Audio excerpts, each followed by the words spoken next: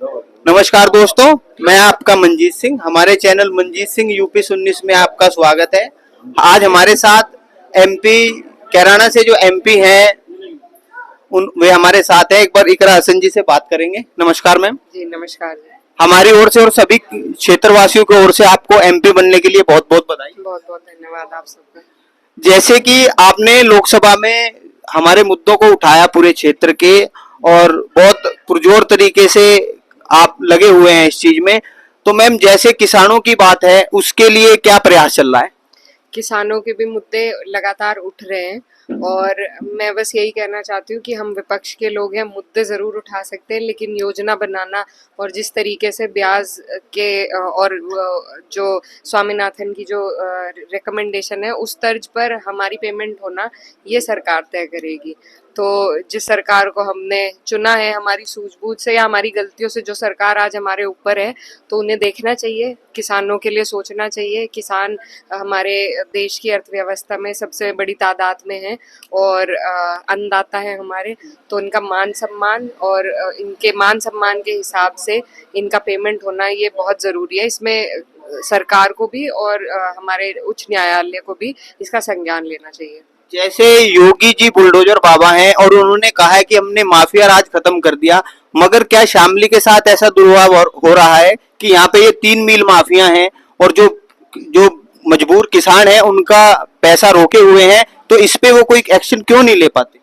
देखिए, ये तो सरकार जो है वो एक द्वेष भावना से सिर्फ कुछ लोगों को चिन्हित करके अपनी राजनीति को चमकाने के लिए कार्रवाई कर रही है और इस तरह की कार्रवाई किसी पे भी होना उचित नहीं है।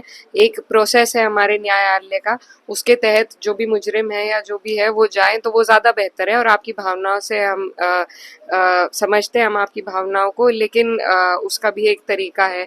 ज़रूरी नहीं है कि बुलडोज़र चलाए जाएं, किसी पर भी मुझे उचित नहीं लगता। आदमी बहुत मुश्किल से अपना घर खड़ा करता है, तो लेकिन ज़रूर इन लोगों पर, ये जो सत्ताधारी लोग और सेठ हमारे ऊपर इस सरकार ने बैठाए हैं, चाहे अंबानी हो अडानी हो, ऐसे लोगों पर ज़्यादा से ज़्यादा टैक्स लगना चाहिए। ऐसे लोगों को हमारे समाज के लिए, समाज हित में कार्य करने के लिए सरकार को निर्देश देने चाहिए।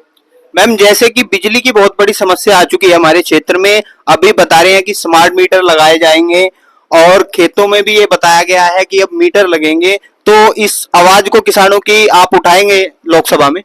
जी बिल्कुल, आवाज़ हम उठा रहे हैं और कल भी मैं मेरठ गई थी, एमडी से मिल के आई थी और बहुत से विषयों पे हमारी चर्चा हुई। तो ये सारी समस्या है, ये बदलाव लाने का विद्युत विभाग जो है वो कोशिश कर रहा है। तो जब भी कोई इस तरीके से बदलाव आते हैं तो उसमें समस्या ज़रूर होती है, आम जनता को उसका सामना हमें करना पड़ रहा है। तो आपके माध्यम से हमारी यही विद्युत विभाग से अपील है कि इसको जितना स्मूथ वो कर सके। जैसे कि वो अगर कोई चोरी की उन्हें पकड़ी जाती है तो उस पर 3 तरह की मार पड़ती है, केस हो जाता है, उनका मुआवजा, उनके ऊपर बहुत बड़ा मुआवजा लगाया जाता है और उनकी बिजली काट दी जाती है। तो ये 3 मार एक व्यक्ति पर पड़ती है। तो इसमें कहीं ना कहीं रियायत करने का काम करें, क्योंकि ये बदलाव का वक्त है। बदलाव जो होगा वो जनता को साथ लेकर ही हो पाएगा, वरना विद्युत विभाग को परेशानी का सामना करना पड़ेगा। मैम, जैसे कि मील पर को तो 2 साल हो गए, पेमेंट नहीं दिया उसने, और किसानों को अपना जो बैंक से क्रेडिट कार्ड लिया है उसका ब्याज देना पड़ रहा है। बिजली का बिल समय पे नहीं जमा होता तो उस पे इंटरेस्ट देना पड़ रहा है।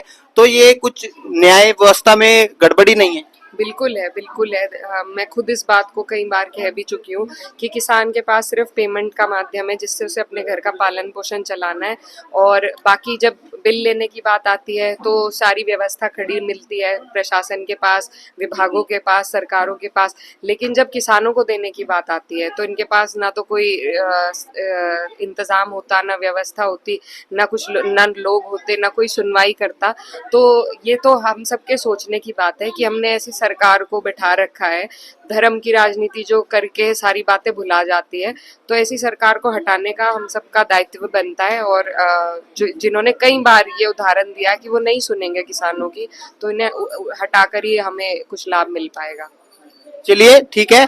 जैसे मैम, पूरे क्षेत्र ने आपको पूरे भारी मतों से जिताया है, सभी तबकों ने आपको वोट दिया है, तो उन्हें क्या कहना चाहेंगे हमारे चैनल के माध्यम से? मैं बस सभी का दिल की गहराइयों से धन्यवाद देना चाहती हूँ और ये कहना चाहती हूँ कि मुझे सर्व समाज का वोट मिला है, सर्व समाज ने मुझे अपनी बेटी माना है, तो मैं हर वो काम करूंगी जिससे मेरे क्षेत्र के लोगों को गर्व महसूस हो।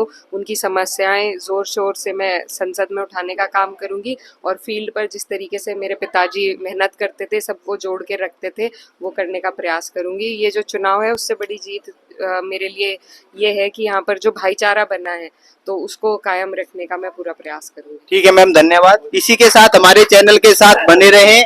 हमारा चैनल लाइक करें, शेयर करें, सब्सक्राइब करें। जय हिंद, जय भारत।